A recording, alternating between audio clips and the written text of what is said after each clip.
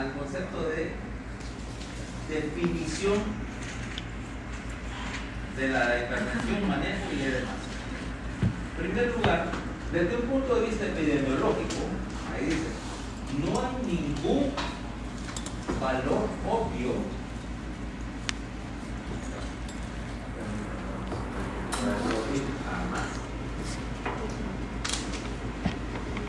ningún valor evidente de que define hipertensión. O sea, ¿por qué? Porque mira, desde el punto de vista de que hipertensión tiene, aquí Monserrat tiene 140/90 y vos tenés 141/91. ¿Qué representa eso? Un 20% más de riesgo de ser enfermedad o complicaciones cardiovasculares por presión arterial es 1 más. Y yo tengo 139/89. Y yo quiero decir que yo tengo un poquito menos de riesgo que Monserrat. Pero los tres podríamos estratificar para y así sucesivamente. O sea, no existe desde un punto de vista de criterio duro, es decir, a partir de este valor,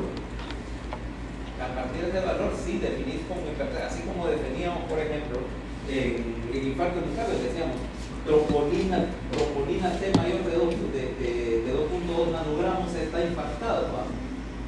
O porque esto es un criterio duro.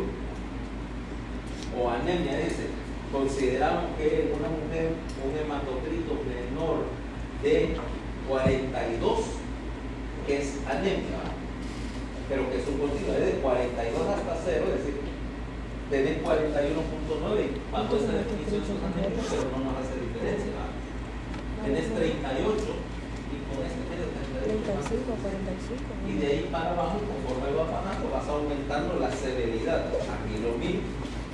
¿Okay? O sea que no hay ningún valor fisiológico que te diga que este valor es peligroso, excepto el valor de crisis hipertensiva que dijimos cuando afecta el sistema nervioso central, y dijimos que el valor era de 200/140. ¿Va? Es el único valor duro. Pero de ahí entonces, ¿cómo definimos quién es hipertenso? ¿De quién le vamos a dar tratamiento de seguimiento de aquí? No. Vos tenés 141/91 y digamos, ok, hago así. Monserrat tiene 140/90. A vos, sí o no. O sea, ¿dónde pongo la línea? Tal vez. Pero que tal vez es una palabra bien fregada en medicina. Porque vos lo que estás queriendo hacer es poner algún tipo de norma y decir, y yo tengo 139/89, que no, es todavía bueno, que no le hago nada. ¿Me entendés? El problema es que tal vez no puedes usarlo, porque vos querés poner un criterio duro. Imagínate, yo soy médico, tengo algunos años de experiencia, me considero razonablemente inteligente y puedo hacer el ejercicio, pero las normas fueron, o los ahí está, por ejemplo, alguien que se va a morir si nos equivocamos de definición, ¿verdad? Al final del episodio. Jenny. ¿Está qué? ¿Quieres ser al final de todo este episodio? Vas a ver un montón de ratas haciendo filaría en la puerta. Ok. ¿Por qué? Porque esas normas las tenés que utilizar para que la pueda utilizar cualquiera. Esa norma es la misma que va a usar la licenciada en enfermería, que nos ha pasado por toda esta discusión de una semana acerca del tema, para decir, ok, tiene estatus, si es hipertenso, le voy a indicar las medidas que ella puede seguir. Tal vez incluso esté en un centro de salud de área nueva y dice, bueno, se le dio la indicación de que le prescribiera una dosis de un diurético, por ejemplo, está bien interesante, un diurético, y mándelo al médico allá a la ciudad a que haga el estudio completo. O de que tal vez quien está atendiendo es médico, pero estudió, qué sé yo, en Cuba o allá, ¿va? Y imagínate, que tu contexto no es un hospital universitario, sino que es una clínica por salud, vaya, y que quien lo está manejando es alguien que estudió por allá, ¿no? entonces necesitas ponerle en algún script que cuando definir que está hipertenso. Y cuidado si no necesitas explicarse las palabras de una sola letra. O sea, deletreadito despacio. ¿Ah? Nunca he tenido gente que cuando hablas con ellos a los 2 minutos tenés una gana de explicarle todo despacito. Te lo vas a topar, espérate que desgraciadamente estudiar medicina aquí te vas a topar por todas las de incluyendo una razón más que razonable proporción de gente de ese tipo. Ya se no te había caído de la evidencia esta. ¿Ah? No. ¿O por qué crees que yo en lo posible evito hacer eso? Y por eso es que jamás doy consulta externa. Hacer con mi consultor pregunta pacientes ya referidos. Pacientes ya referidos específicamente para algo. Pero es decir, que yo no voy a aceptar así, brigada, qué sé yo, que me fueran a. Mira, que me quitan. No, mira, que vamos a tener una brigada médica.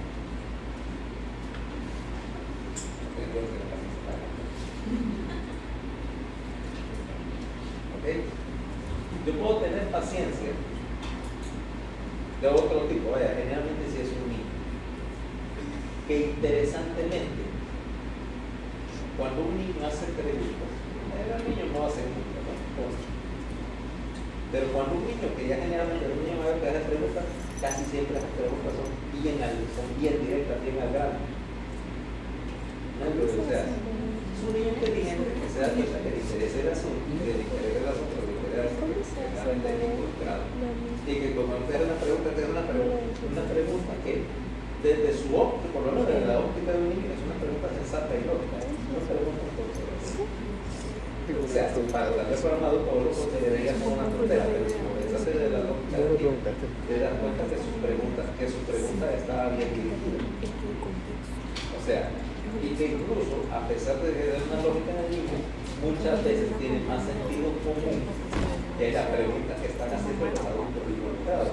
Aquí en el niño de yo no tengo ningún problema en explicarlo. A los adultos lo que tengo un problema es porque no me están dando una patada. Mira, yo tengo poca paciencia y en particular tengo poca paciencia para las preguntas. Dos rasgos de personalidad de texto sí en general los humanos. El hacer preguntas tontas y la otra, que esa es más grave, de no buscar. Como decía mi abuelita, ¿dónde está tal cosa? En la tienda. ¿En cuál tienda? En la tienda de Don Búsquelo, cabrón. Mi abuela paterna olía de estas cosas.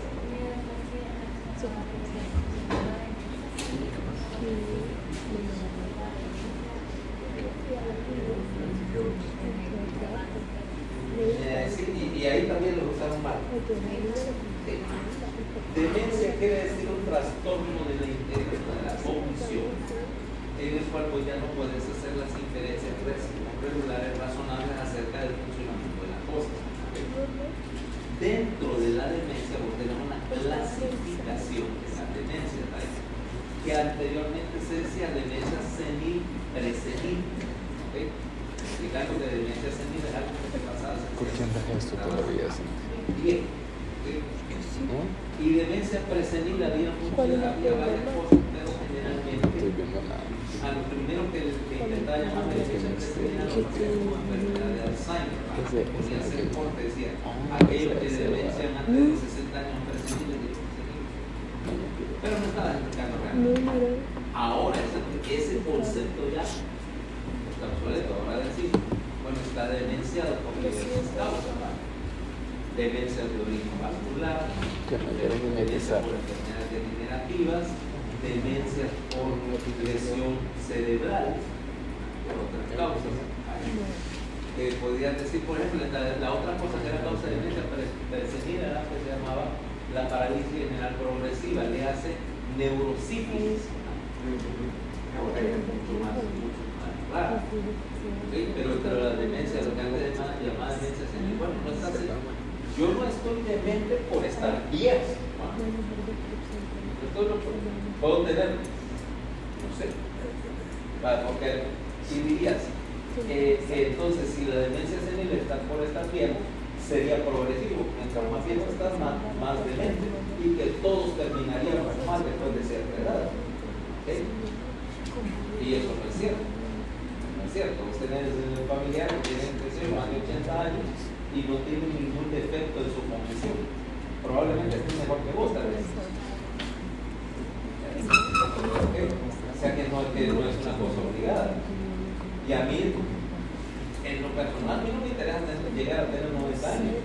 Lo que sí exigiría que si yo tengo 90 años, tengo mi cerebro tan buena función como ahora. O sea que, como quien dice, para poder decir, soy viejo, no senil. ¿Ah? O para poder lo que tengo yo de ella, no lo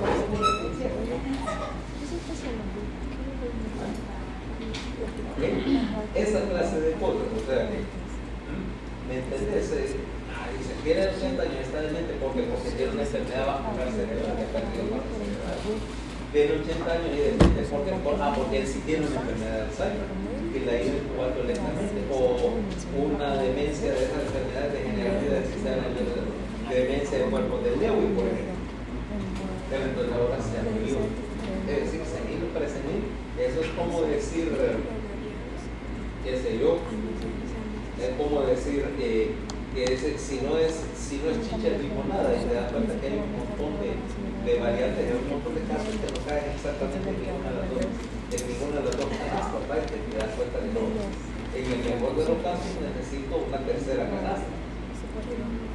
Y digo, en el peor, y en el mejor, pues repensar todo eso, porque cada uno de estos es una entidad separada. Y algunas, de hecho, que yo pensaba que eran separadas, son dos presentaciones de la misma cosa, y entonces replanteo todo eso, según voy conociendo los orígenes. O sea que no, hay que tener un poquito cuidado porque muchas de las clasificaciones que se usan popularmente no son necesariamente las clasificaciones que ahora están establecidas científicamente. Lo mismo como las epilepsias, que solo había dos tipos de epilepsia, pequeño mal y gran mal, y ahora resulta que la clasificación de la ILAE son dos páginas. Algunas serán tan raras que nunca las vas a ver. Entonces estamos con la idea de tener que poner una definición, un número, básicamente para que la gente que no está haciendo toda esta discusión diagnóstica lo pueda aplicar. ¿Okay? Entonces, si nosotros, lo que se hizo fue lo siguiente: agarraron estudios grandes. Estaba el de Framingham, que ya hablamos el otro día, está del Mr. Fit, un montón de gente. Entonces empezás a ver continuamente tomar los pacientes y los estratificar, decir, por ejemplo, presión, tiene Valeria y está en un grupo, dice, este grupo Valeria tiene 130/75, por ejemplo. Y decir, bueno, si esto me representa riesgo o no.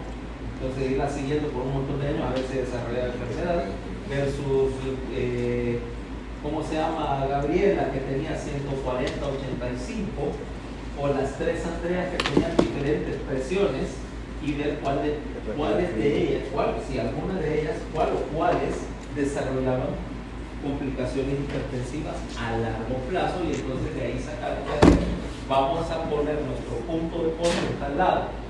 Y el resultado es que se encontró de una cosa, que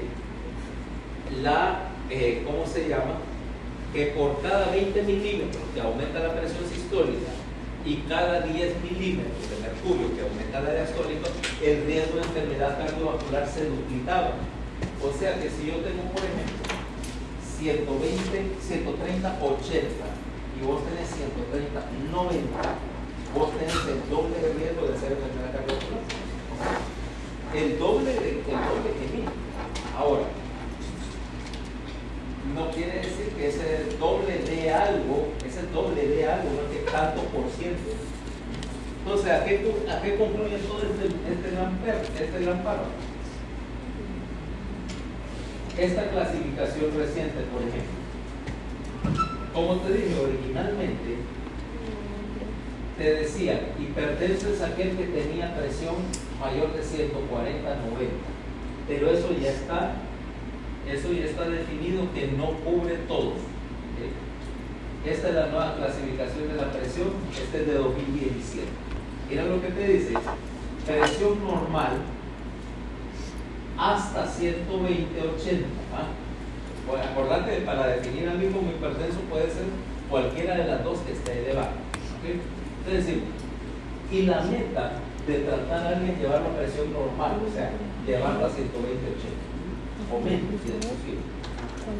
No hay, ahora, por debajo de 120-80, no es que haya mejoría, o sea, 110-70 no es mejor que 120-80.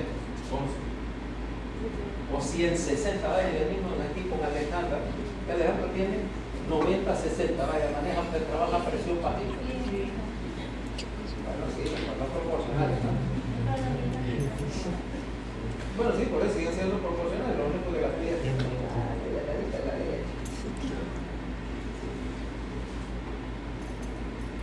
digo, ¿no? Ahora, suponete, Alejandra tiene 90-60 y vos tenés 90-80, ¿qué diferencia es más baja? No estaba deshidratada en ese momento, porque esa diferencia era grave. Pero bueno, vamos a aceptarlo, tal, el ejemplo sigue siendo válido. Alejandra no tiene mejor movilidad que vos, o sea, hay un punto, por debajo de 120-80 se considera que bajarla más de eso no representa necesariamente mejoría. ¿Okay?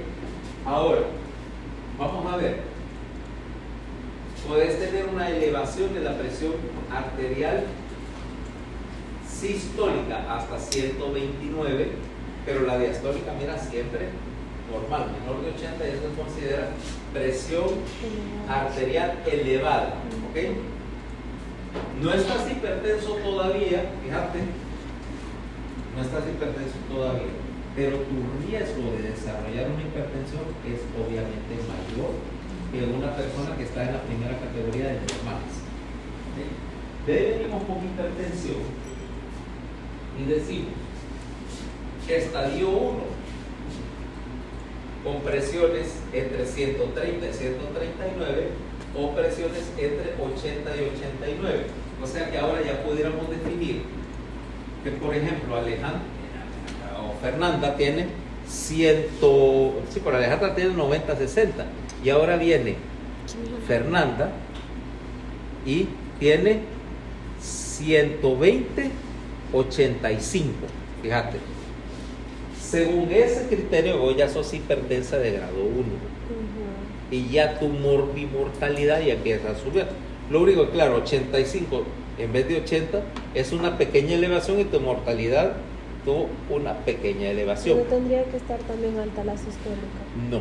No necesariamente. No, puede ser cualquiera de las dos. Puesto así, suponete que yo tuviera 120, 100. Vaya, o 125, 100. Por el 125 yo estaría en el rango de elevado, dice. No necesita tratamiento, solo vigilancia. Pero tengo una diastólica de 100 y me pone en un estadio de hipertensión. Ese 100 de diastólica, de hecho, implica mayor riesgo, fíjate, para mí, de enfermedad cardiovascular, en particular enfermedad cardiovascular y de hipertrofia miocárdica. Quiere decir que estoy peleando contra resistencia aumentada. Sí necesito tratarme, ¿ok? Que en general los hipertensos van subiendo las dos.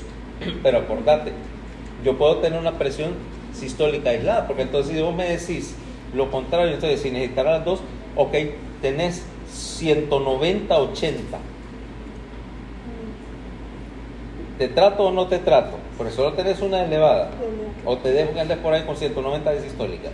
Ah, ya me vas entendiendo cómo funciona el business, ¿no?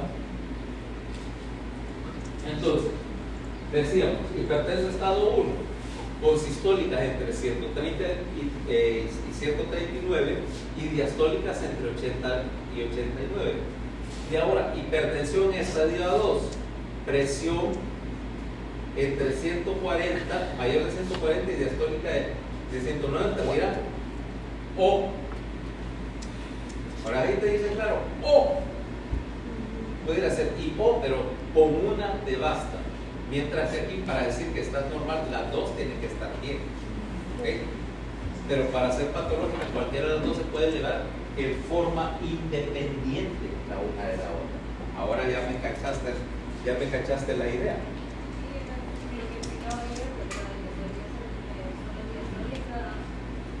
Correcto. Solo sistólica, solo diastólica o ambas, correcto. Ahora, como te decía, una sola lectura de presión arterial elevada no es suficiente para cimentarte el diagnóstico de hipertensión. Sí te puede dar como diagnóstico o si tenés, con dos excepciones. Primero, la definición de crisis hipertensiva con presión con decir sistólica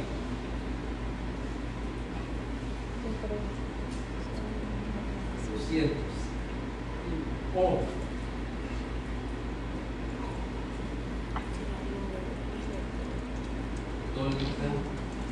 mayor o igual a 140,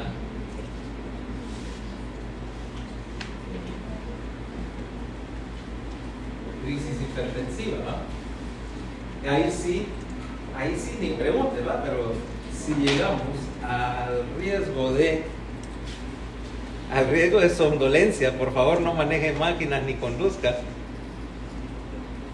Ok, si eso de tener somnolencia al conducir y vos crees siempre, ¿cómo se llama? Siempre estás así, entonces quiere decir que automáticamente introdujiste una nueva infracción a la escala de tránsito. Un DWF, Driving while Fernanda, Un estado. ya es un estado de la conciencia, un estado paralelo de la conciencia. Sí. Debería. ¿Sabes qué? Lástima, es que has visto que yo traigo como una cuñita para el laptop y esa es como acoginada, entonces para decirte, es que en una de esas tengo miedo que te vaya a golpear la cabeza. Pásela. No, es que no la traje, ahora la voy a traer solamente para que. Ah, qué amable. Gracias. Solamente para tener una almohada de emergencia. Está bien. Valeria, vos no lees de Fernanda, porque vos al final ya desde ayer quedamos, vos dormís en sueño.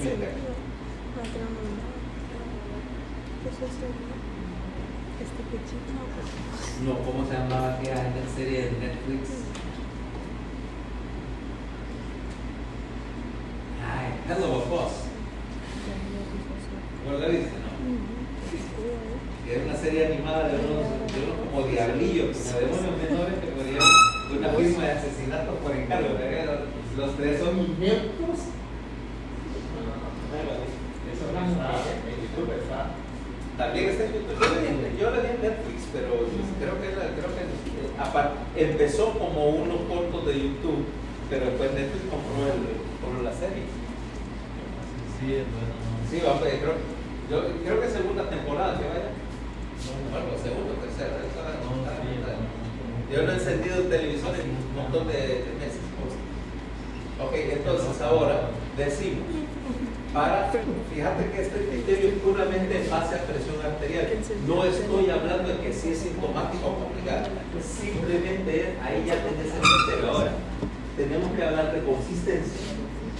Si una medición no es suficiente, quiere decir que necesitas un mínimo lógico de 2 mediciones separadas bajo condiciones basales.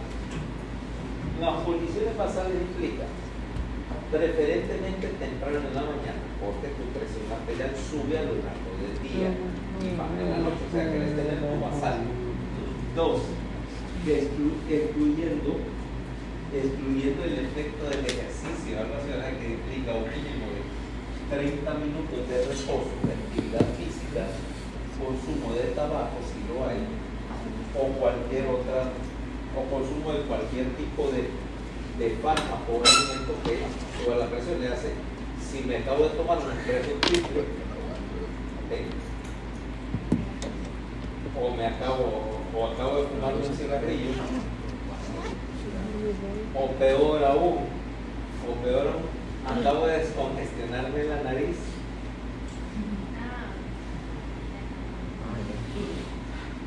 ¿Okay? A los cárceles. En este momento el doctor se disoció. Él está ahorita contando una historia. Puede ir a comprar palomitas, puede ir a traer algo de comida a su cocina. Ya regresamos. Aquí en la disociada. Para agarrar valor. Pues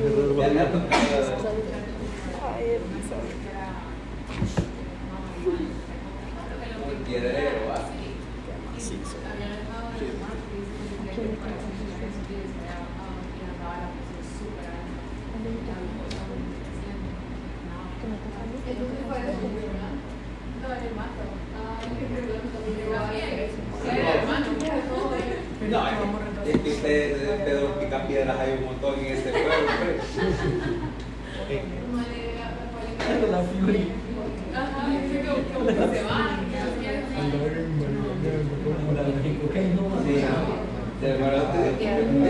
Cuando la emergencia del hospital no importa, gente va a llegar, que llega con ¿Cuándo te toca el resumen? el lunes. O sea que descartando todas las cosas, entonces vos tenés que tomar por lo menos 2 lecturas e idealmente cuando estás en un caso, tomar, decir el paciente tiene 4, se levante. Como la reina.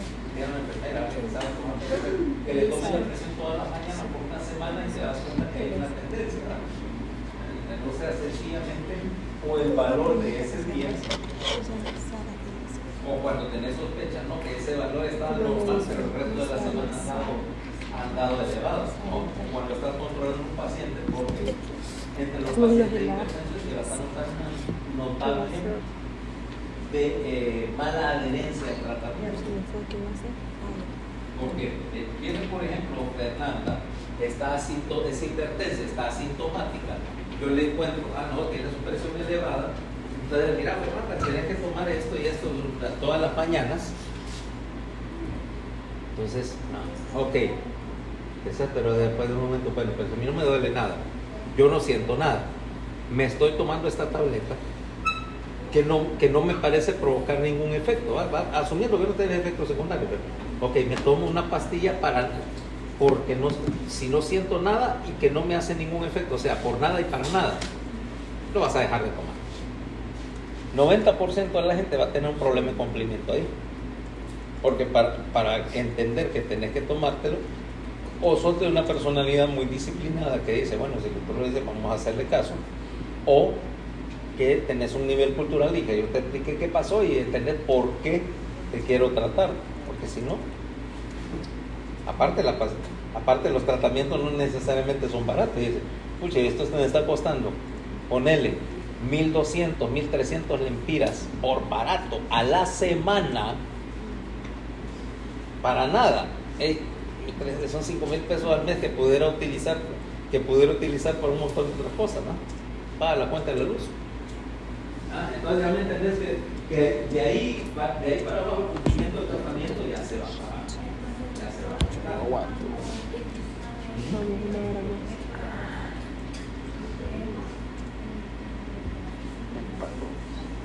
Para allá abajo. Para allá abajo. Eso es un poquito más, eso es un poquito complicado. Ahora, para diagnosticar la hipertensión,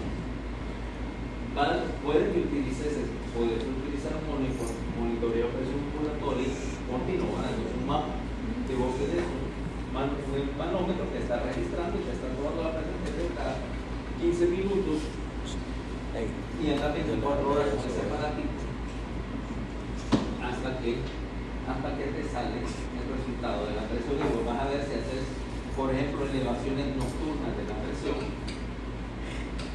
o que eventualmente detecta así, mira, cuando llega la consulta del médico en la mañana no tiene nada, pero después de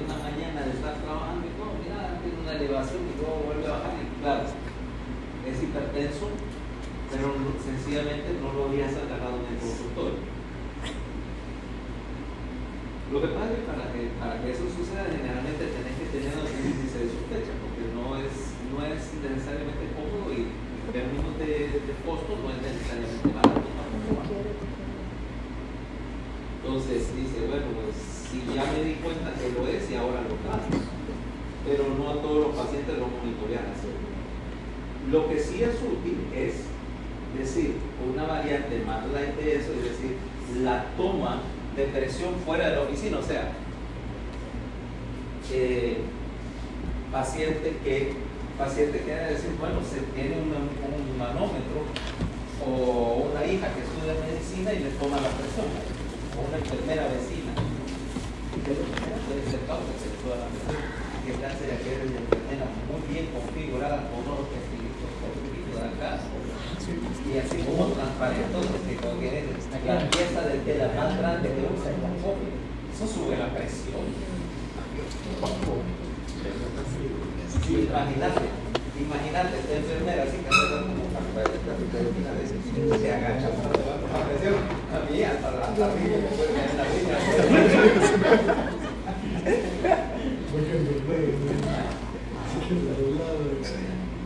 Entonces, depende del caso. Ahora, normalmente, como ves, los aparatitos de presión para mama monitorean, normalmente lo ponen cada 15, a veces entre 15 y 30, de la costumbre cada 15 y luego un poco más espaciado durante la noche. Y los dejan 24 horas, porque precisamente la idea es agarrar que tenga elevaciones de presión a horas que no son horas de oficina. ¿Okay? Son un poquito mejor, sin embargo, tiene problemas, como te decíamos, de costo. ¿Okay? Ahora, los valores de presión ambulatoria te ayudan a una cosa que sí es interesante, lo que llama hipertensión de gabacha blanca. 15 a 20% de los pacientes, el problema es que van a la consulta y entonces el ambiente, el médico, la idea que te está sospechando una hipertensión y te ponen nervioso, suelta catecolaminas, entonces es una elevación de presión durante la consulta. Están todos ansiosos, claro, tu presión de salud se ve contrastante, entonces es un falso diagnóstico de hipertensión. El resto del día probablemente estén en valores que no necesiten tratar. La ventaja es de que el aparato ambulatorio, pues no, el paciente no le está prestando atención, no le está haciendo atención, y entonces aquí te puede ayudar a diagnosticar entre un hipertenso pues, ficticio, vaya, y alguien que es verdaderamente hipertenso.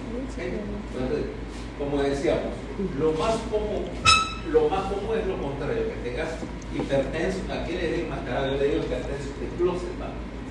Que son hipertensos fuera de las horas de oficina, porque estos en particular tienen un aumento en el riesgo de la morbilidad y la mortalidad cardiovascular, particularmente si tienen un patrón característico en el cual tienen elevación de presión sostenida durante la tarde y luego un descenso nocturno y más bien están hipotensos durante la noche o normotensos y luego en la mañana después de un rato otra elevación y similarmente. ¿Okay?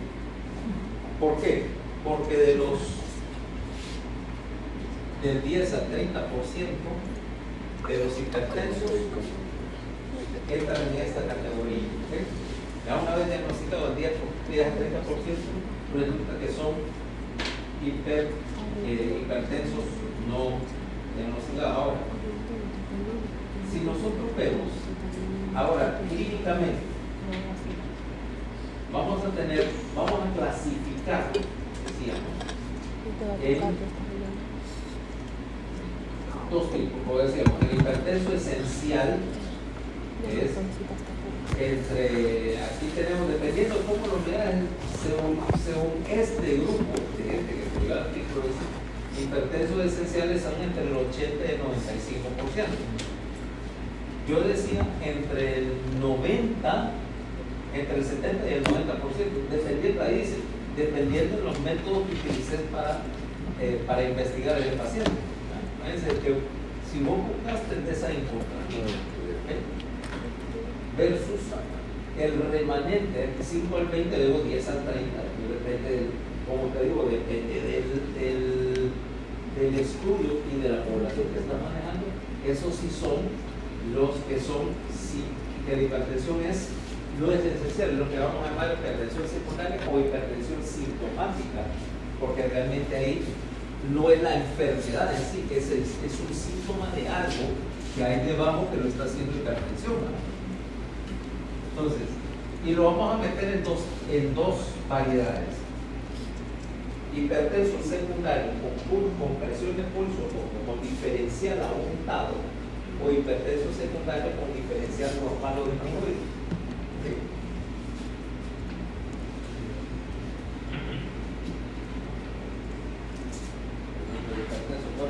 Pausa de 1 minuto, voy a buscar un poco de refresco para que ya no engañamos a nadie con el cuento que ando buscando agua, ¿va? Receso de 5 minutos. O su equivalente.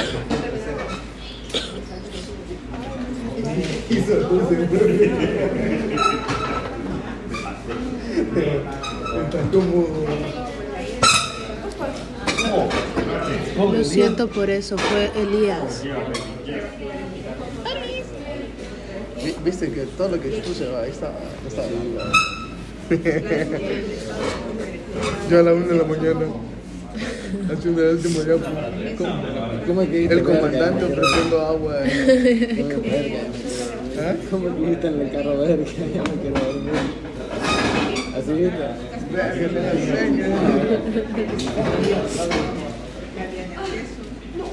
Yo tengo un hambre.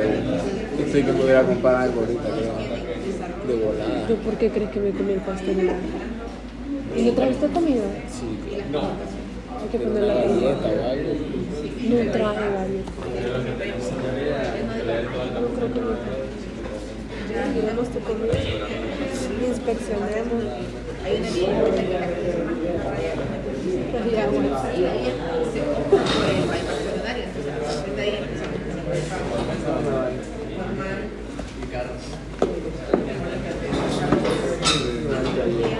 Pero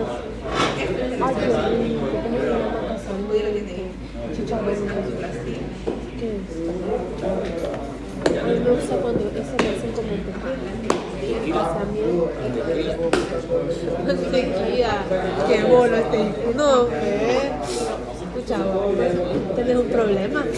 Tenés un problema. ¿Estás mal, amigo? ¿Está mal? No. El alcohol, el abuso de la bebida perjudica la salud.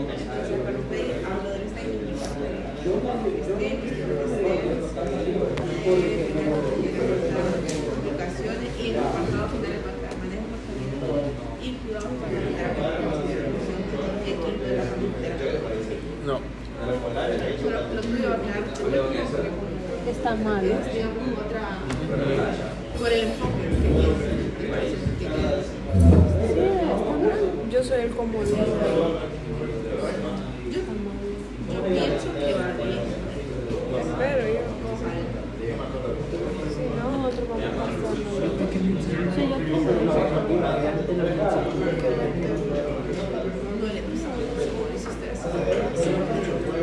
ahí él le sugería a mi amigo.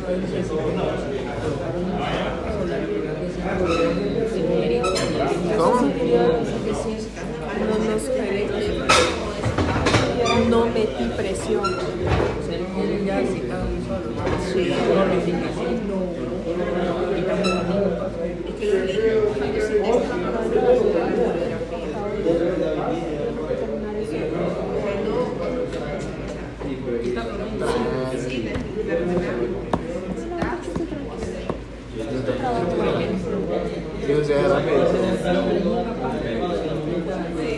Hay que poner cualquier cosa. No, tampoco cualquier cosa porque eso nos va, se enoja y puedes devolver el costo. Tampoco es así, me chacó. Sí, pero Con que lo envíes mínimamente estudiado, te pone. La verdad es que en eso sí me gusta, porque él te envía exactamente lo que quiere y te pone ahí. Te falta esto, quite esto, te subraya, te dice esto no va, meta de esto. Si pones, digamos, listado, te pone. Si él quiere, te pone ahí, te escriba qué es eso.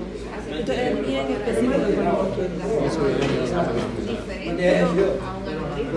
Es para la exposición. Mira, es que es extra, es para que vos aprendas, además de las otras patologías, y siempre está relacionado con lo que vimos en clase. Al final es difícil de entender. Mira, la acá de Esos son ricos. ¿Cómo es cuando la persona está Carlos. Que no tiene clase.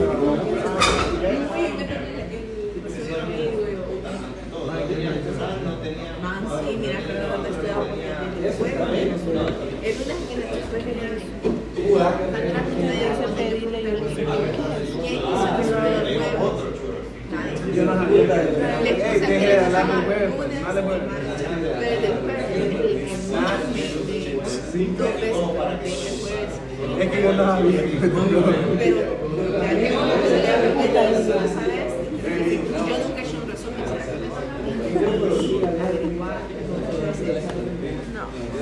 No le interesa. No le pone interés.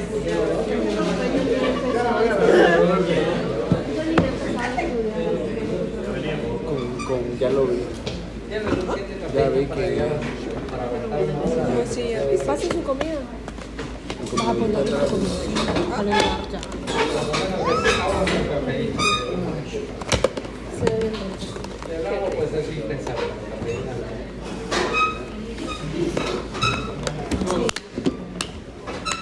Bueno, aunque ahorita tenemos bastante. Sí, lo ponemos a hacer. Entonces decía, hipertensión disistólica con diferenciales altos. ¿Okay? Decíamos por la causa número 1 es por disminución de la compliance, o sea, de la insensibilidad vascular, o sea, arteriosclerosis.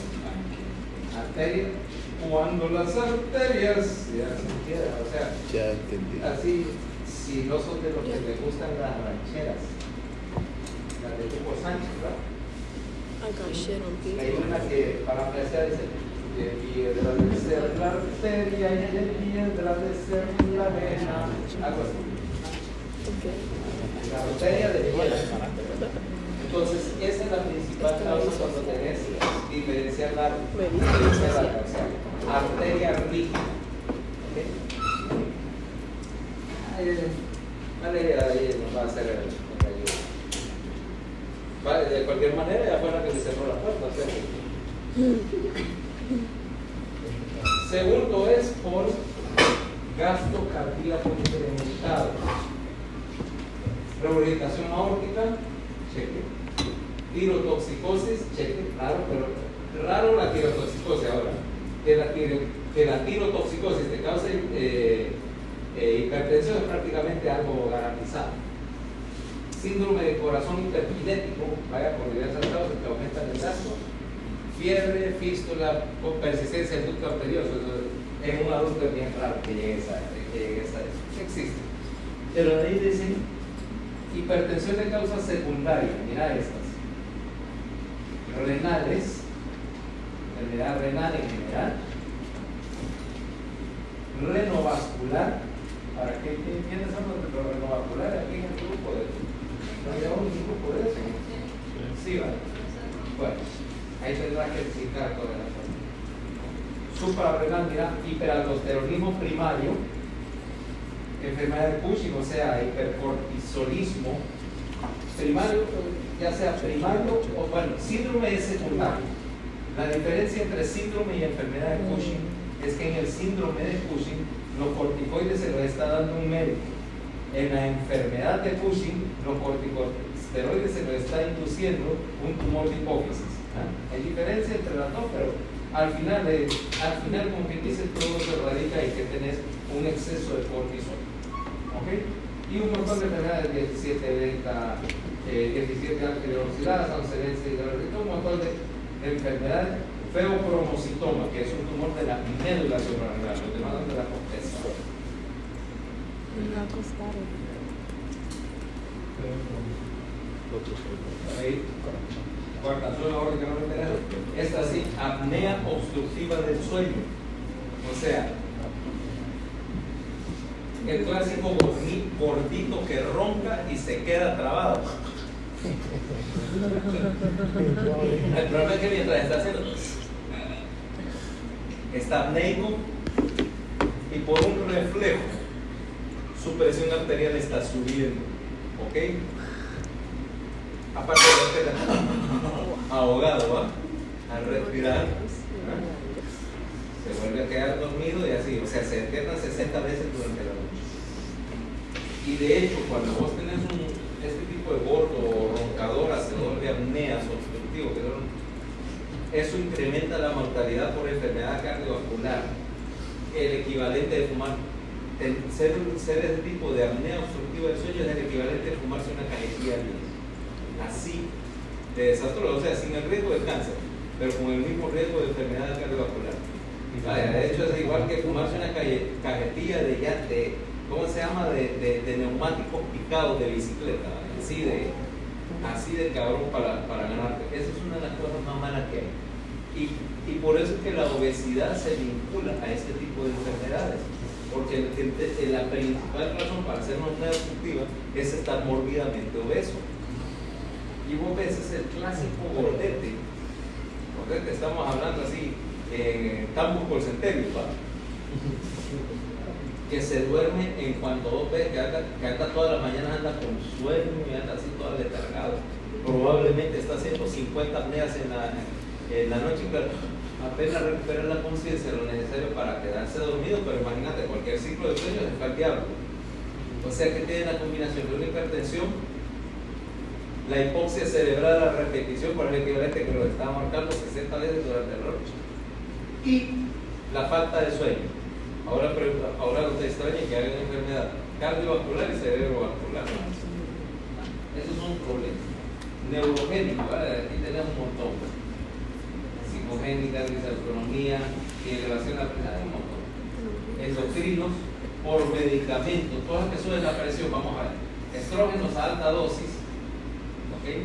Ya es raro porque ahora la mayoría de las preparaciones anticonceptivas ya son de hecho de baja dosis, por razones como esta. Corticosteroides de cualquier tipo o mineralocorticoides también. Supresores, vamos a hablar de las cosas que usa la gente que es sin receta. Supresores del apetito. Anfetaminas, legales o ilegales, ¿verdad? Como decir, qué sé yo, lo que producen nuestra querida amiga Andrea Heisenberg. Andrea Heisenberg.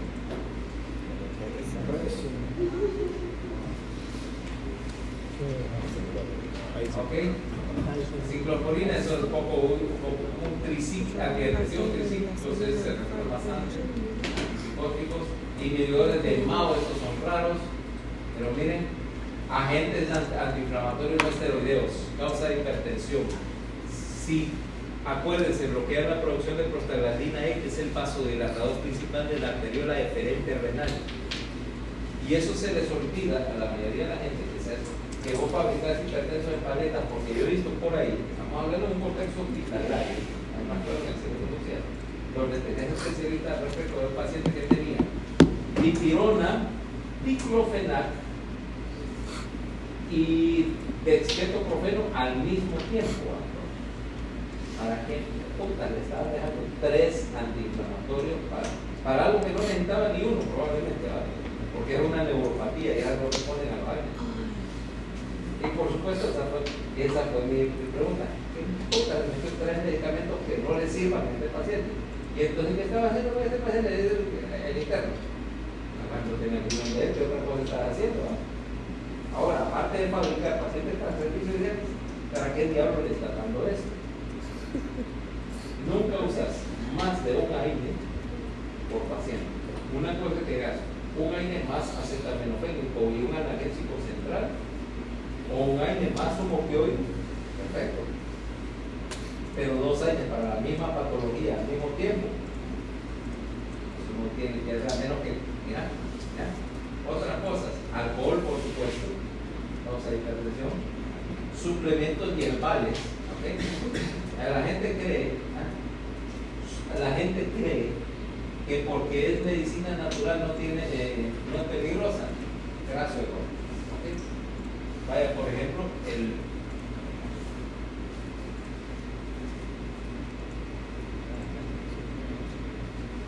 que decir, no sé, un té descongestionante.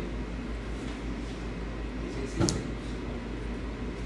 Los chinos preparan un té descongestionante hace más de 3.000 años, ¿no? Que son hojas de una planta llamada Ephedra sinensis.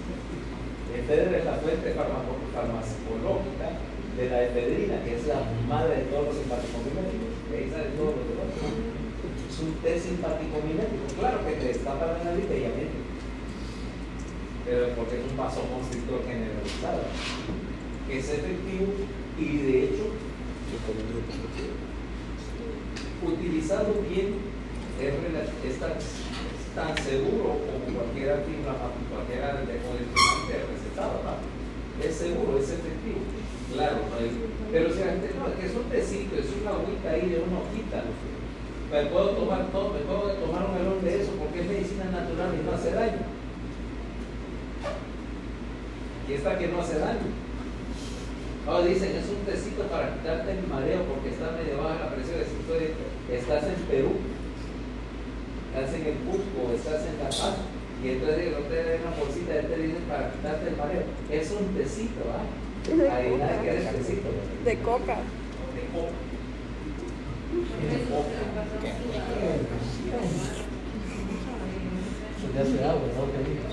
¿Cómo sabe, doctor? Sí, pero que lo probó. y entonces salió positivo por dos. No sé qué les pasa. Sí, ahora, mira, lo que pasa es que hay que ver el contexto. El hecho de que sí sea la hoja de coca, es cierto, pero acordate que ellos consumen eso desde hace un producto natural, la coca, la cocaína, obviamente era una cantidad pequeña. No solamente eso no solamente se hace en té, eso es más o menos una versión occidentalizada del asunto. Los indios lo que hacen es secan la hoja, ¿okay? Y entonces andan una bolsita con hojas y aquí andan un cumbito. El cumbito tiene cal. Ya, masticar la hoja en sí no te va a hacer nada, porque en el pH de la saliva la cocaína no se disuelve. Pero cuando agarras un poco de álcali, la cal, para cambiar el pH básico, ahora puedes extraer el alcaloide de la cocaína y se hace soluble. Entonces, es un poquito de cal, No la había visto. un poquito de ojo, La marca. a masticar y a masticar para extraer, te va a dormir todas las lenguas, para extraer la cocaína, y eso es lo que estás utilizando como vasoconstrictor pulmonar en particular, porque eso es un remedio tradicional. Acuérdate que esta gente trabaja a 3.500 metros de altura, ¿verdad? Y vos ves a ver uno de estos incas, los presidentes, con un pulpo en el lomo, vaya, costal así de papa, costal, subiendo una ladera de una montaña a 3.500 metros con 100 libras de papas en el lomo, y va subiendo corriendo.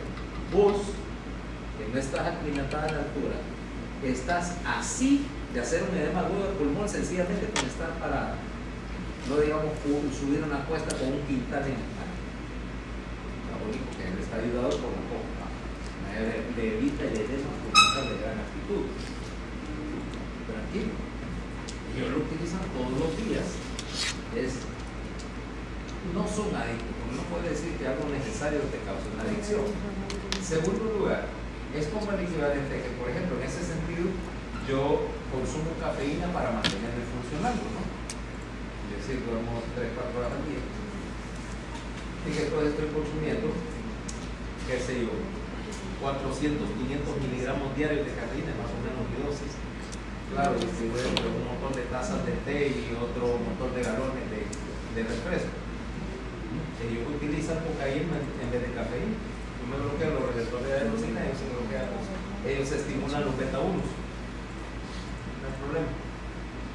No hay problema. Entonces, claro, en Perú y en Bolivia, o vas al hotel, en Ecuador también a veces, vas al hotel y lo que tenés ahí es la cafetería y están las bolsitas de té de coca para preparar, igual que si vas a un hotel en Inglaterra, lo primero que ves cuando abrís la habitación del hotel es una de esas teteras eléctricas, vaya, y un montón de bolsas de té y 2 tazas. Se entiende que si deja el suministro de té se paraliza todo el país. Bueno, ahí tenés el té de coca. Lo venden la hoja de coca en los mercados artesanales, en los mercados campesinos. Así lo saco como aquí venderían zanahorias o ¿qué hoja venden aquí? Es legal. Ajá, hierbabuena o manzanilla. Bueno, ajá, que aquí venden manzanilla para hacer té de manzanilla. Sí, en Perú. Y nadie le paga bola. Es legal. Puedes tener, si sos campesino, tienes un plan también para la cultivación tradicional parte de su pueblo. Claro, vos no podés exportar coca de tu mano. Si andas hay unos dulces, hay unos caramelos de coca para preparar. Y de hecho te los venden en las farmacias, dice, ya estás desmayado porque estuviste y todo. Mire, esos caramelos de coca, después de un par, y con eso, y aparte, como es vasoconstrictores, descongestiones, anda con gripe, anda mocoso porque la gran altitud y el aire frío hacen que andes con la nariz tapada, pero rebelde, ¿verdad? Entonces, pruebe, te vas a tapar, pruebe con esto, un poquito de coca, al ratito, sí, pero quitan el refuerzo. Más que nada porque le dicen, aquí es legal, pero ellos tienen un tratado, los tratados de dicen, no pueden exportar porque alguien pueda decir, voy a sacar 20 bolsas de caramelos de estos, ir a mi país y extraerles la coca para traficarla, ¿verdad? Entonces, para evitar eso, si no se puede sacar del país ahora, dentro de Perú, si quieres comer una bolsa de caramelos de esos todo el día y andar más fly que Jim Morrison a ponte confites, conmigo sería doble fly, porque todo ese cachimbazo de azúcar, imagina andar bien coqueado y con la glicemia en 600, porque yo me he dado cuenta de una cosa, cuando uno es muy hiperglicémico me pegué el acelerón, y si ando 500, cuando ando 500 y 600 ando más interactivo que Animal, el guitarrista, el drummer de los mopeds, ¿okay? Y ya con cocaína supongo que mi equilibrio me aguanta. Me dan ganas de poder importar una bolsa y ir a molestar a la borda. Se suicida la borda. Ok, ahora. Entonces, como decíamos, hipertenso primario, como le llamamos, se cree que aquí lo que tenés es un montón de pacientes de diferentes mecanismos de este tipo, de cualquiera de las alteraciones de la cascada esa que me gobernaba la presión arterial, pero y de hecho pudieras tener más de un mecanismo trabajando a la vez. Lo que pasa es que no tenés una cosa evidente.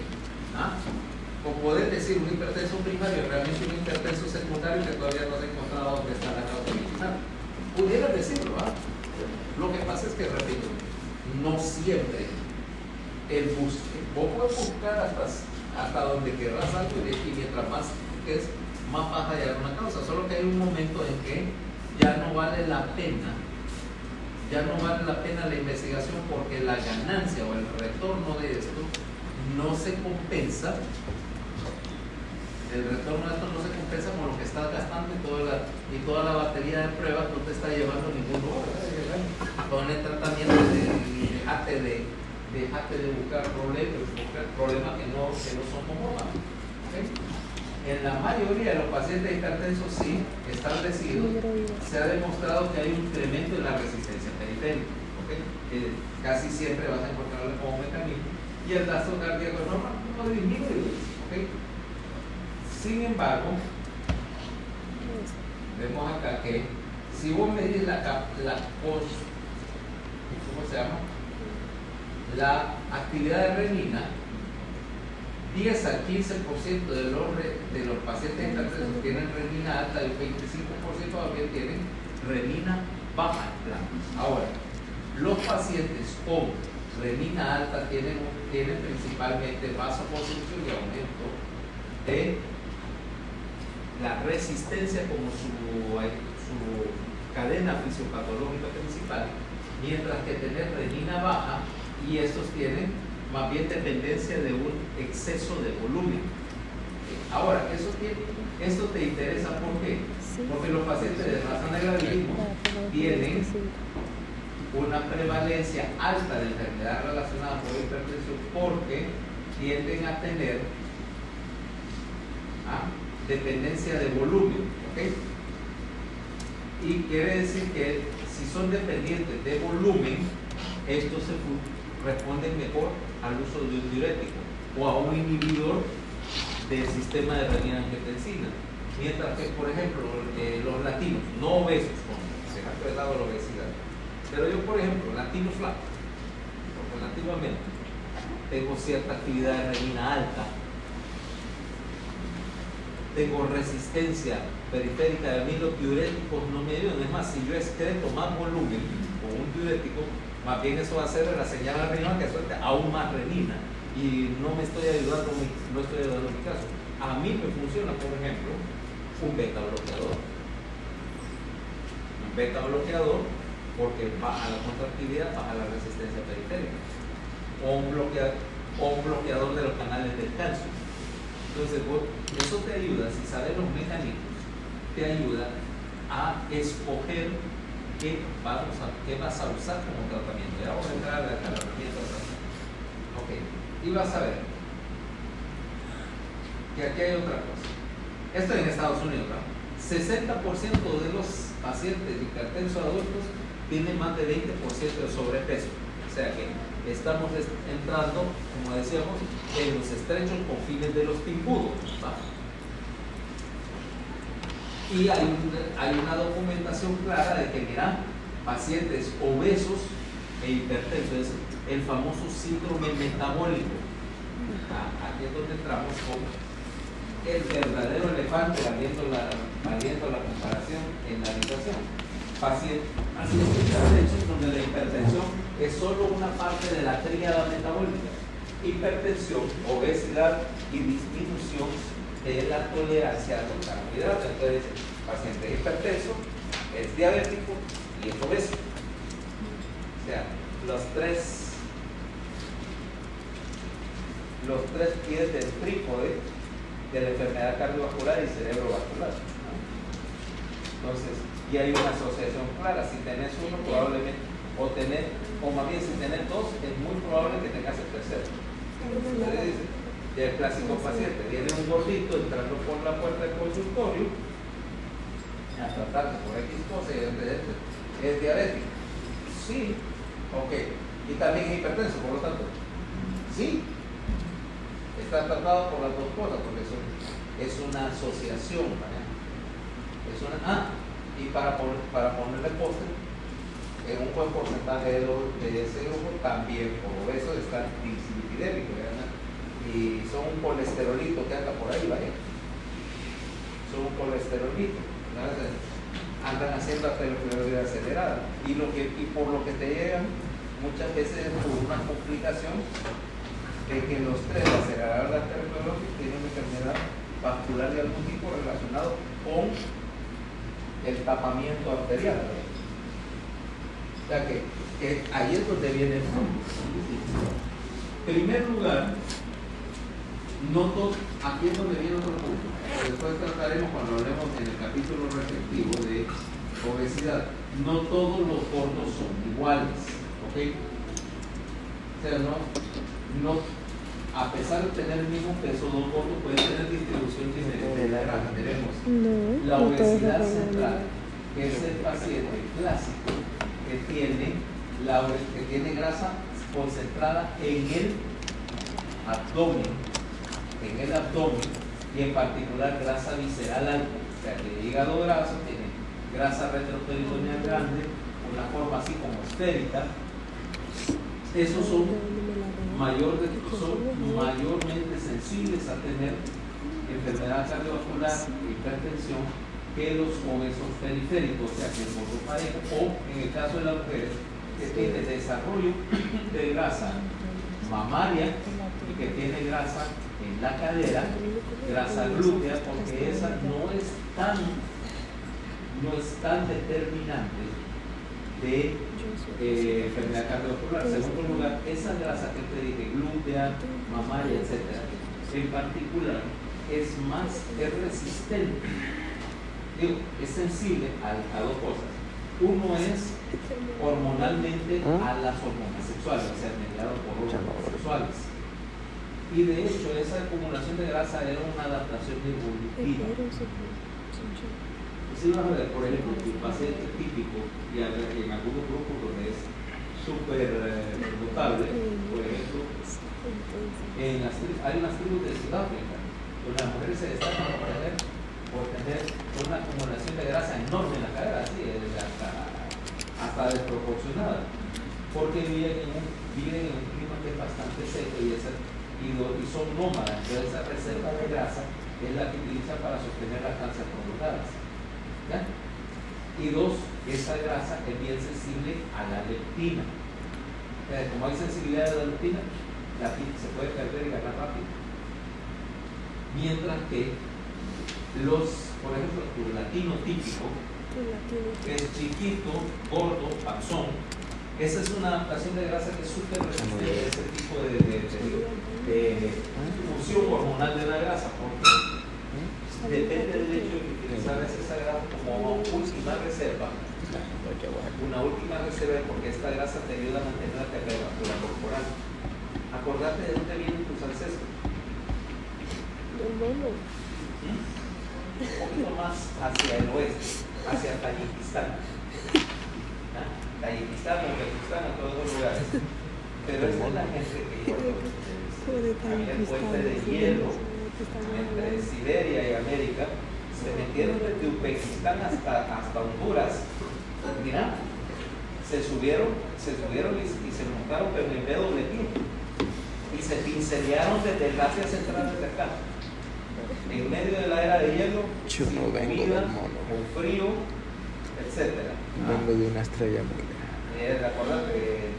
Y por supuesto, tenemos que cuidar de Mani y de Sid. Mani y Sid. Parece como las direcciones eléctricas. Ajá, Mani, Sid y Diego. Aunque esos son mis personajes favoritos de la película. Crash y Annie, las dos zarigüeyas. Eso sí son buenas. Hermano, no vayas hacia la luz. ¿Quién se revolcará conmigo en el popo caliente? ¿Dijiste popo caliente? Ella Camilla me lo reserva. Por eso, sí, que la tía tiene una suerte, pero horrenda, ¿va? Por decir. Pero es que esa versión es el fanatismo de la ardilla, vaya, porque quiere obtener la bellota a toda costa, ¿va?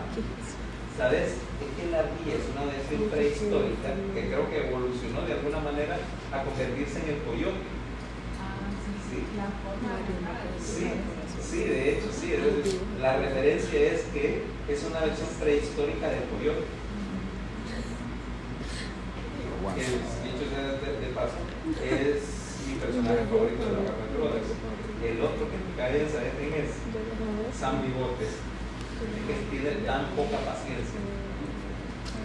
Voy a mandarle la última pulga que deje que se mata. Ni tú plegarias con eso.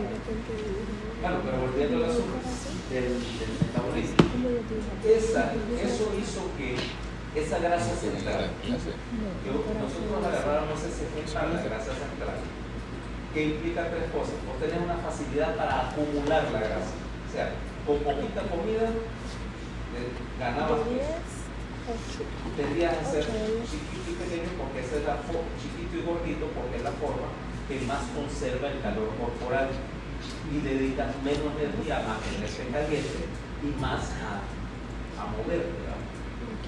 Y tres, conservabas esa grasa, se reserva para los días malos, porque los días malos se van a poner realmente malos. Okay.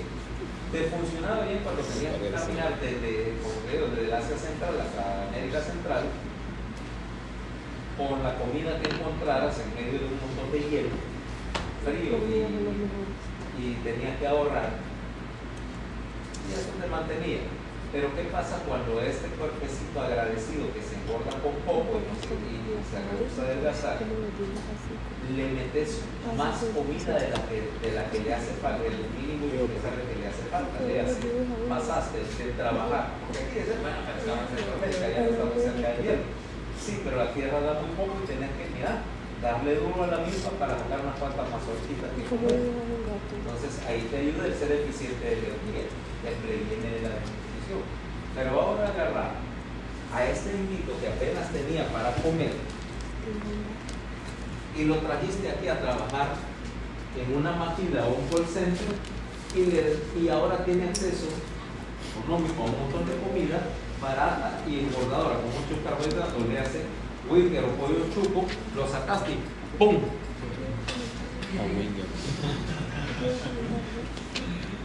Ajá. Chaparrito y centralmente gordito. El problema es que como tiende a retener eso, y esa grasa, en primer lugar, libera un montón de hormonas que contrarregulan e incrementan tu resistencia vascular. Resultado, la tendencia a desarrollar un síndrome metabólico. Porque ahora las adaptaciones evolutivas que te ayudaban a sobrevivir están trabajando en tu contra porque estás manejando más alimentos del que necesitas y además porque culturalmente te metieron la idea de que el alimento solo quiero ver que un día me dejas cosas caliente y que esté llena de, no sé, de sopa de tomate o de espagueti, ¿va? Y que entonces, como te decía, esa adaptación ahora trabaja en tu contra porque culturalmente te enseñaron que no dejes comida en el plato, ¿va?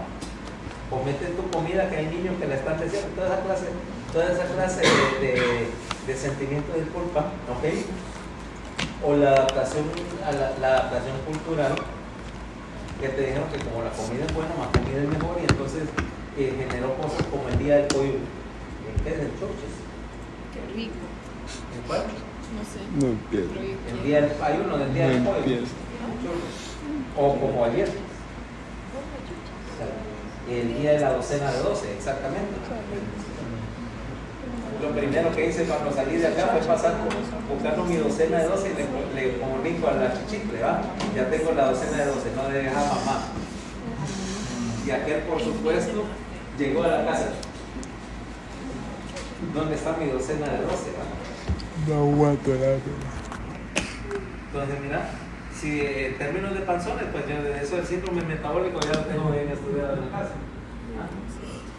Dado que no tengo que hacerme panzones para utilizar como conejillos de indias. Ahora, entonces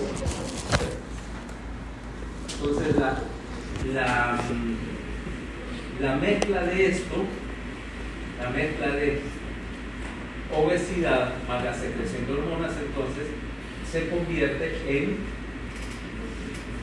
la suma del síndrome metabólico. Mira, la constelación esta: obesidad con resistencia a la insulina, porque esa grasa chupa insulina. Ok, acordate, el principal órgano chupador de insulina, consumidor de insulina, es la grasa. y ahora está desarrollando un montón de grasa con un montón de receptores. Obesidad abdominal, hipertensión y dislipidemia es un síndrome metabólico, y esos pacientes tienen, aparte de la resistencia a la insulina, vas a tener, por supuesto, hiperinsulinemia, ¿va? Porque estás tratando de producir suficiente insulina para compensar el aumento del consumo. El problema es que eso te funciona por un tiempo hasta que el islote beta ya te está topado y vos seguís desarrollando más resistencia a la insulina. Ahora ya no produce suficiente como para vencer la resistencia, y esa es la definición misma de una diabetes tipo 2, ¿va? Deficiencia relativa de insulina. ¿Okay? Entonces, resultado, ya que sabemos todo esto, ¿cómo vamos a manejar un paciente hipertenso? ¿Okay?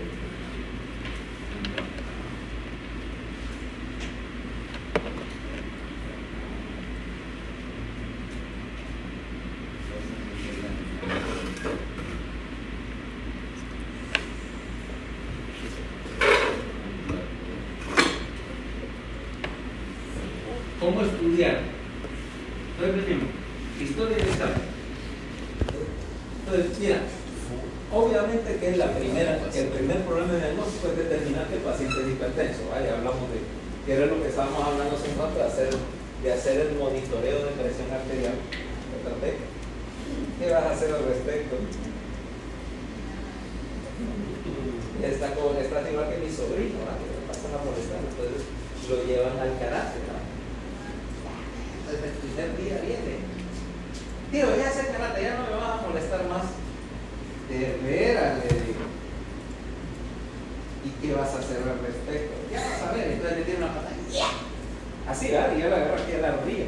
Entonces, ok, pues sí. A ver, hoy sí, ¿qué vas a hacer al respecto? Ya viene. Yo creo que eso es lo que me van a enseñar en la clase de mañana.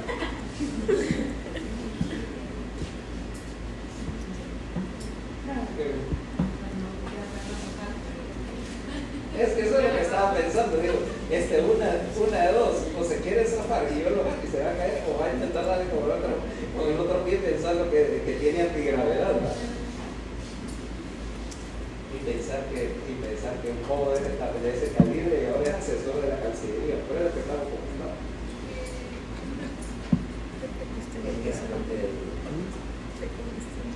La más divertida era la de los pescaditos. Mi mamá tenía un acuario con unos pescaditos más. Entonces tenía que sacar para lavar el acuario y cambiar el agua, saca todos los pececitos y los pone en una gran pana así, al lado, etc. Todo muy bien. Pero viene una trabajadora idiota, yo no sé, como que estaba trabajando mal, le echó un poco de agua con cloro de seguro a la palabra. Entonces, obviamente, culpa. Llega que viene con su país. Y mira los mira que los pescaditos están nadando al revés. El pescadito no están nadando al revés, baboso. Los pescaditos se ven mal. ¿Qué les pasa? Diga, pero vos sos el trabajo de ¿qué hago con los pescaditos? ¿Qué hacer? Sí, vos no puedes curar. ¿Qué crees que se le puede funcionar a esos pescaditos? ¿Qué le dan para pescaditos? Así como están. Yo lo que les pondría es limón y salsa para ver la realidad. El limón, limón sí tenemos, pero ya lo oigo que le están preguntando a la mamá. Sí, tenemos salsa tártara. ¿Para qué quieres salsa tártara? Para los pescaditos. ¿Qué pasó con los pescaditos? No, es que están nadando al revés. ¿Qué pasó? ¿Qué pasó? Y de, ay, no, mijito, los pescaditos ya están muertos. No, mira, no están muertos. Se están haciendo los muertitos.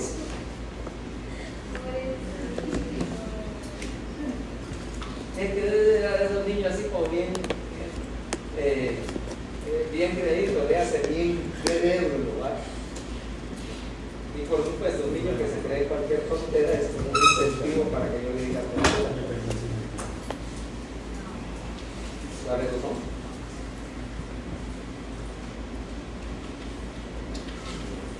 entonces le tenés que dar el carro bruto. Ahora ya está, pero ahorita dice, mira tío, acabo de conseguir lo que acabo de comprar, mira qué bonito. ¿Qué te compraste? El Audi. Yo todavía le dije, no te dije que eso es un dolor de cabeza envuelto en una migraña. No, pero mira qué bonito, mira, ahí me vas a contar. En un mes, venía buscando en un mes y me decís cómo te fue con Audi.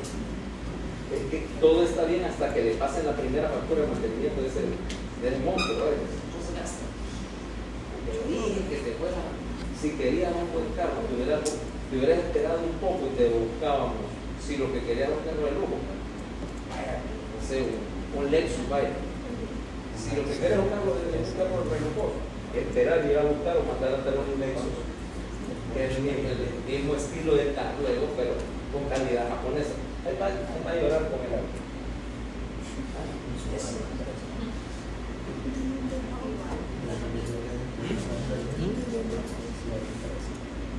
Mira, yo no te voy a decir que no haya comprado carros así, carros que eran dolor de cabeza, pero rapidito salía de ellos. Rapidito salía de ellos. El peor dolor de cabeza que tuve fue una vez un MG. Dos carritos ingleses de 2 asientos sin techo. Muy bonito, muy James Bond, pero no había repuesto. Entonces al ratito que me di cuenta de probar rapidito lo vendí. No, tampoco quería que la babosa esa se dejara tía todos los días. Ok, entonces, ¿qué es lo que está buscando? Obvio, confirmar el diagnóstico. 2, buscar otros factores de riesgo. 3, y solo en tercero, mira, en esta fila, solo en tercer orden viene a buscar las causas secundarias, ¿ok? O sea, es más importante, obviamente después de determinar que es hipertensión, es más importante buscar si hay cuestiones que te afecten el tratamiento, andar investigando la causa a cualquier costo y perder tiempo, o sea, tener un paciente que lleva meses tratando de ver que porque es hipertenso y sigue hipertenso y no lo trataste, ¿verdad? Porque entonces no estás haciendo la reducción del riesgo y determinar dónde lo vas a intervenir. La mayoría de los pacientes no tienen síntomas específicos, ¿ok? La hipertensión de por sí, la hipertensión no complicada es asintomática. El hambre no complicada también es asintomática. Fernando, ya vamos a terminar, tranquilita, que veo, es que ese corte. La cara que ponía yo cuando veía el jarro de las galletas, ahí estaba más chiquito. Es aquella picazón de mano. Cada vez un paso más cerca de comer. Ok, pero ¿qué es lo que tenés que ver entonces? Síntomas que determinen complicación. Entonces, cosas que tenés que ver en la historia. Duración de la hipertensión, si es no siempre vas a tener un historial claro desde cuándo es hipertenso, tal vez desde cuándo lo tratan. ¿Quién está ahí afuera que está haciendo movimientos? Ok.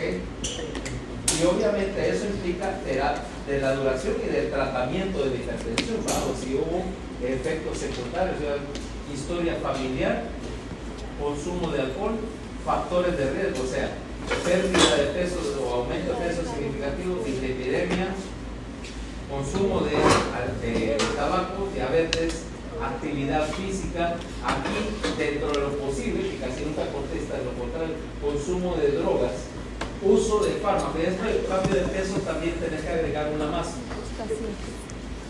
Porque no solamente el que está obeso, sino que está obeso y quiere hacer algo al respecto, entonces viene, se va a la farmacia y le recetan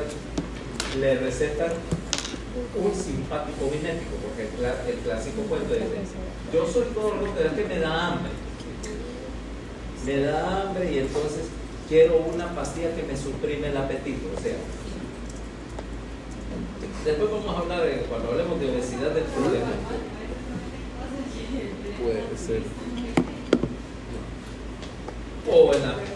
O que se lo recomienda la amiga instructora del gimnasio o cualquier otro. Como te digo, ahí podemos hablar un montón sobre eso.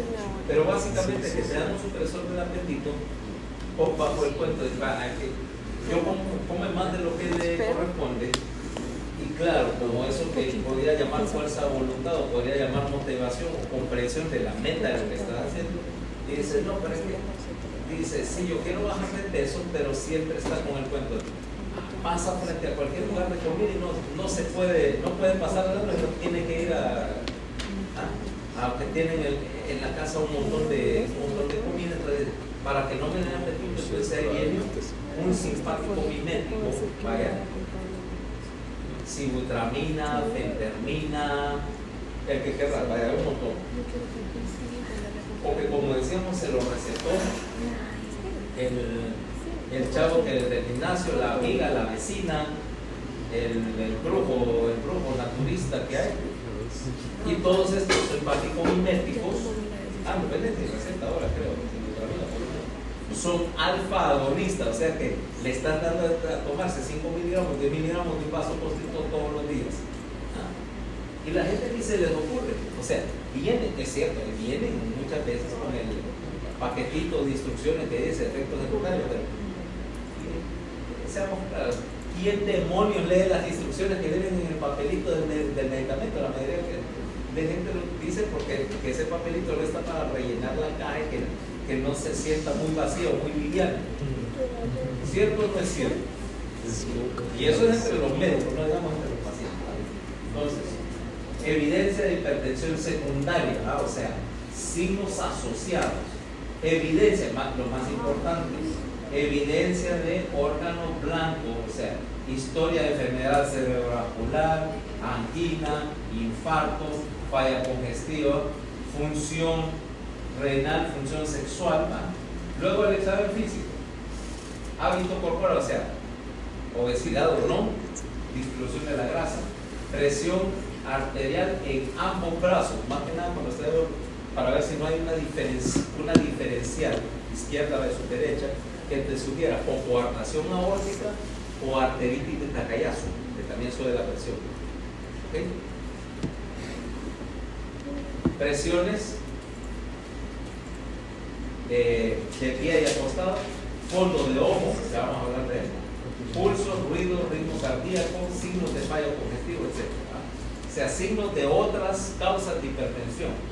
Si tiene, por ejemplo, edemas porque es paciente renal, si tiene hirsutismo, cambio en el vello corporal por hiperaldosteronismo primario, vaya, o que tenga hiperplasia suprarrenal pendiente con una mujer que tiene signos de masculinización, crecimiento del vello corporal, atrofia mamaria, ¿okay? Implicando que tenés un tumor productor de hormonas o un trastorno de todos esos déficits, 17 alfa-reductasa, 11 alfa-hidroxilasa, etc., donde tenés alteraciones en la vía de la síntesis de hormonas y que por lo tanto van a tener más de un desorden endocrino. La hipertensión solo es uno de la constelación de cosas, signos de fallo hepático, con crecimiento hepático, etc.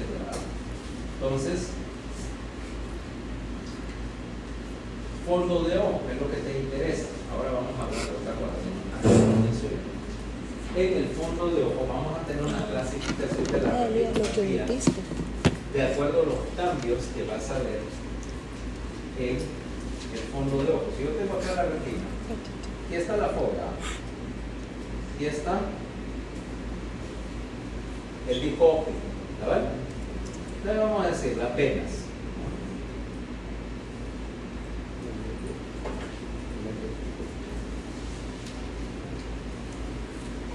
Están las venas y las arterias generalmente siguen a la vena, o las venas siguen a la arteria, pero la arteria cruza la vena. ¿A qué me refiero con eso? Es lo siguiente, ¿ya? Cuando yo sigo acá en la arteria, entonces la arteria, por ejemplo, aquí cruza, mira que cruzó por encima de la vena, aquí también, y se van generalmente paralelos.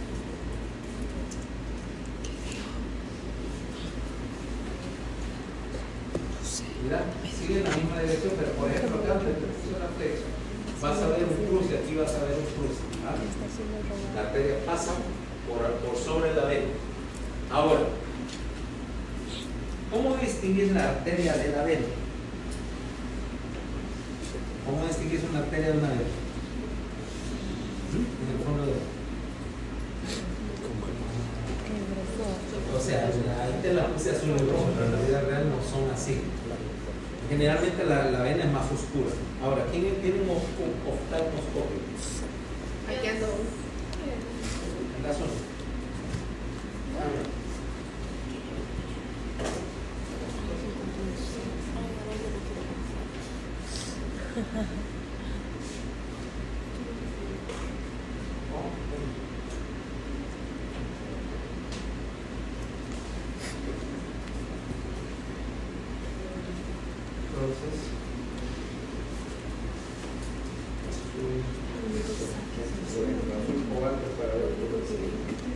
Para distinguir. Si usas la luz verde, la arteria, la vena es casi negra. ¿Okay?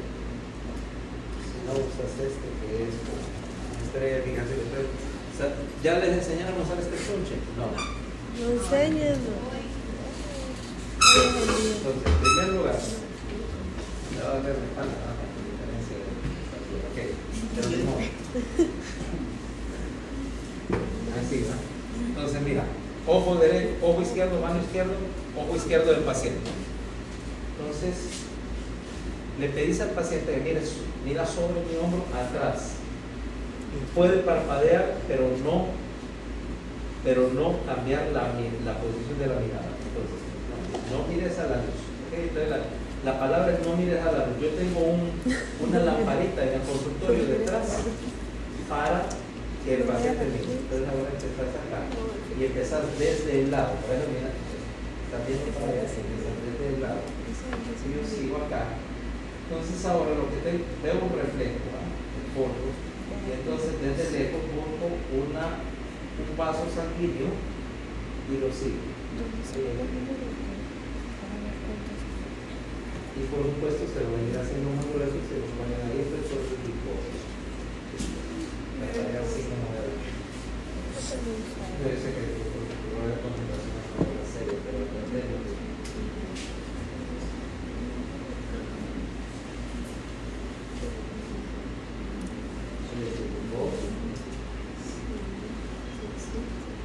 ¿Viste la secuencia? Entonces la haces con los dos ojos y empezás a explorar la retina. Ahora voy con el ojo derecho.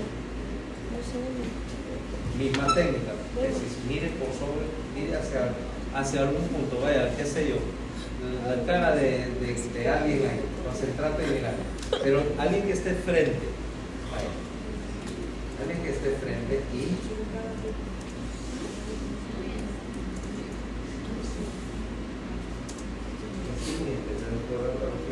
el último punto que tú tienes cuando dejas el centro hacia la mácula, porque ahí deslumbras al paciente y ya no. ¿Viste? Están los numeritos. Ah, es cuando me enseñó. In the land of the blind. Sí, A ver. ella. Mira la luz. Ella es medio cieguita. No vayas hacia la luz, Fernanda. No vayas hacia la luz. Mira la Lo luz. mismo me estaba diciendo. Sí, me No es así. Vení. Vaya a ver. Va, con vos es más fácil porque el problema con Valeria es que estás haciendo oftalmoscopia así como volvida para abajo. Hacia abajo. Porque sos un poquito más alta es más fácil. Entonces, mira, el punto es el siguiente. Necesitas un punto de fijación, o sea, el paciente necesita un punto de fijación. Entonces, mira a Montserrat, o sea, estás ahí frente y mira a Montserrat, allá al final. Está a suficiente distancia para que no haya problemas. Entonces, ¿te queda, Fernanda?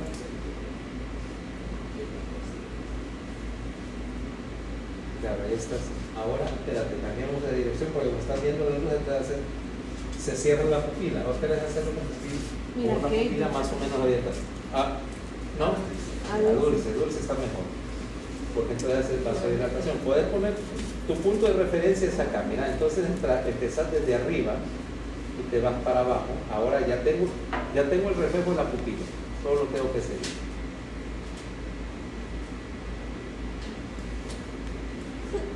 Si ves la luz, entonces pones la fobia directo en el campo, te vas a deslumbrar y yo pierdo, acordate, vos querés querés que el paciente, ajá, pero vos querés que el paciente mantenga la mirada fija porque no, sino esa arteria que está buscando es un blanco móvil, ¿ok?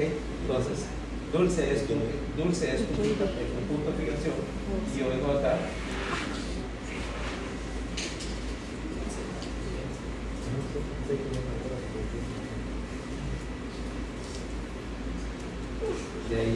Y ahí ya entré, ¿viste?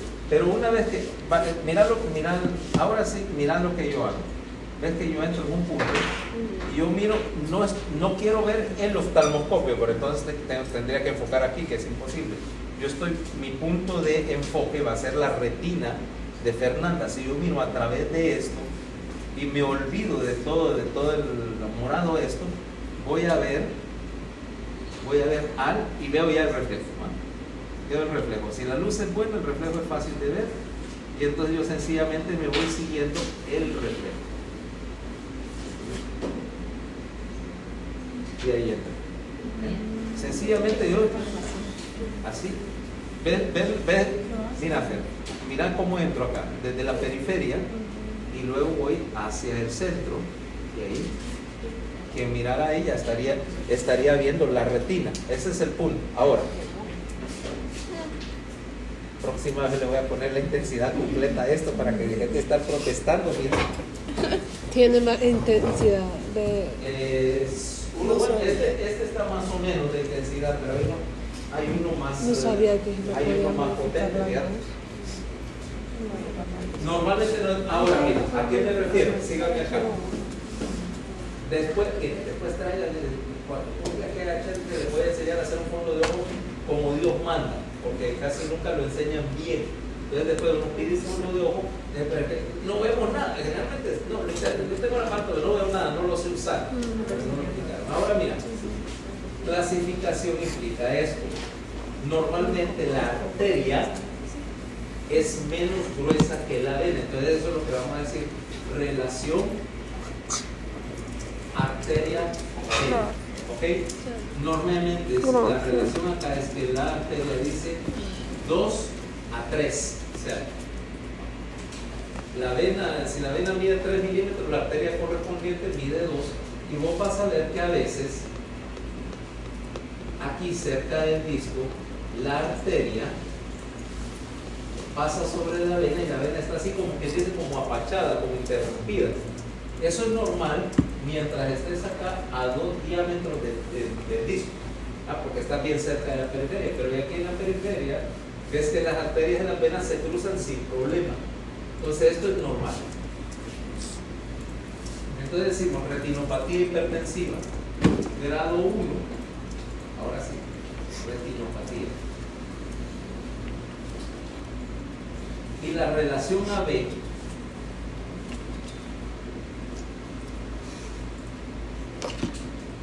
pasa a ser de 1 a 2, fíjate, era de 2 a 3, ahora es de 2 a 3. Y aquí esta arteria estrechada o estreñida se mira como más brilloso, es lo que se llama, que parece un hilo de cobre. ¿Has visto un alambre de cobre que es así como un color brillante, ¿verdad? Ese es el grado 2. La relación pasa a ser de 1 a 3. Y entonces ya esta arteria se mira adelgazada francamente y se mira bien brillante, eso es lo que se llama hilo de plata. Y además aquí aparece esto que te decía, mira, aquí esta vena va a aparecer interrumpida. Mira aquí lo que pasó. Ves que la arteria sigue, pero la vena parece interrumpida, como que algo le está empujando y desaparece. Eso es un cruce arteriovenoso. Entonces, en la retinopatía grado 2, tenés cruzamientos, vaya, arteriovenosos, ¿ok? En la retinopatía grado 3 tenés todo lo anterior, más aquí empezás a ver que hay una sustancia blanca, hay una cosa aquí blancuzcas alrededor de la arteria que es proteína que está filtrando y a veces tenés aquí, parece una llamita así. Hemorragias y exudados. Esto es una hemorragia retiniana. Y los exudados aquí parecen como que tuvieras algodón, ¿sabes? Como que aquí hubieran puesto un pedacito de algodón alrededor de la arteria que es el exudado.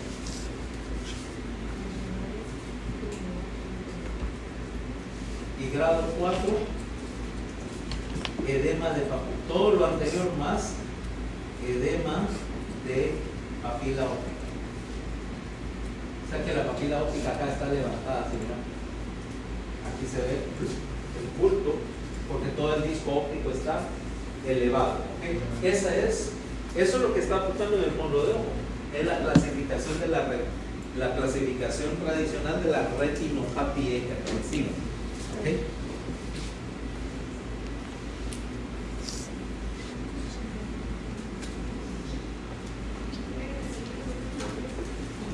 No, lo que digo que pensaba que estaba interesante porque esa hojita que me llama la atención.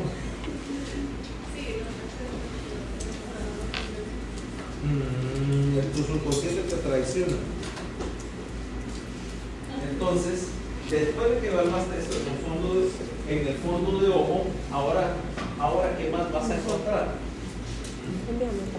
Ya me diste presión arterial, ya me diste fondo de ojo, ya me diste ahora calidad de los pulsos, ritmo cardíaco, signos de falla cardíaca, ¿ok?